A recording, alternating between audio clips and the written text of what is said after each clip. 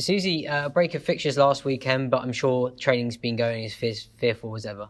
Yeah, girls have been full steam ahead into what is now the last third of the season. Can't believe it. It's absolutely flown. So yeah, training's been really good.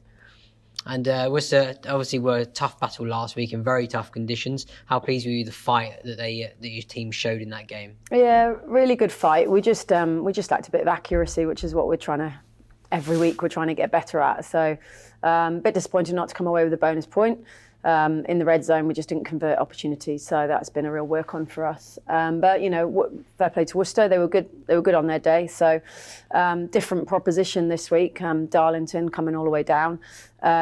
It's always a dangerous prospect. Playing someone that's at the bottom of the league and struggling. So you know. We've had to prepare as if we're playing against, you know, any other team in the league and give them the utmost respect. And that game last week saw Niamh Terry score a try, her first start in the 15. How pleased have you been with players like Niamh coming in and starting their positions and showing what they can do? Yeah, Niamh's done really well. She's back in the Wales setup, having you know, been in it at junior level, but now she's back in the senior setup. Alongside another few of our players, and she's doing really well. She's a good player. She's got really good skill sets. She's just trying to find a way into what shirt fits her. So no, she did really well and built a lot of confidence from that performance. And back to Sandy Park this week, obviously slightly nicer conditions than what it has been over the last few weeks, which I'm sure both yourself and the girls would love as well.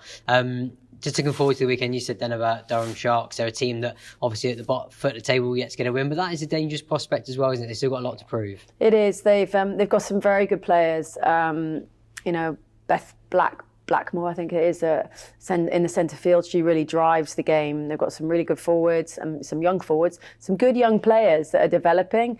And that's the key for them to keep developing. But we don't want to come unstuck, especially now we're back at Sandy Park. So again, it's focused firmly back on us and what we can achieve. You know, and we're giving a few players some opportunities this weekend, which is going to be really exciting.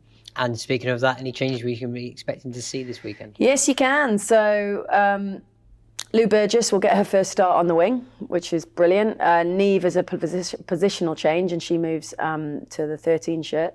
And Merrin back to fullback, which is obviously where she's comfortable with. Rachel Johnson is also getting her first start at open side since Linda's away on international duty. So, you know, abstractions lead to opportunities, injuries lead to opportunities, and the girls are really raring to go, you know, especially those who are in for their first time, but also coming off the bench, really exciting. First involvements for Gabby Gower, who's one of our young apprentices, and also Liv Churcher, who's just turned 18 in January. So, you know, like I said, everything is just continuing to grow and grow and grow, and the competition for shirts is huge. So, you know, hopefully they can all perform well this weekend. And talking of Niamh, and obviously that Wales call up, a quartet of Welsh stars being called up into that squad, it must be really good for you to see, obviously, what they're doing on the pitch is resulting in international interest as well. Yeah, well, Warren's, you know, their new coach, I know very well, and he's a really good guy. He's going to be brilliant for Wales, and he brings a breath of fresh air, honestly. He's interested in all the players, genuinely interested. You know, Meg Davis has been in the setup a bit. You know, they've all been there or thereabouts, but they're all back in there now. So, you know, hopefully it gives them a fair crack, and they're getting on the pitch as well with us. So that gives them the chance to get some pitch time under their belts and make a shot for Six Nations, which, as you're aware, has been pushed back to kind of the end of April. So, yeah, they're all in the mix there.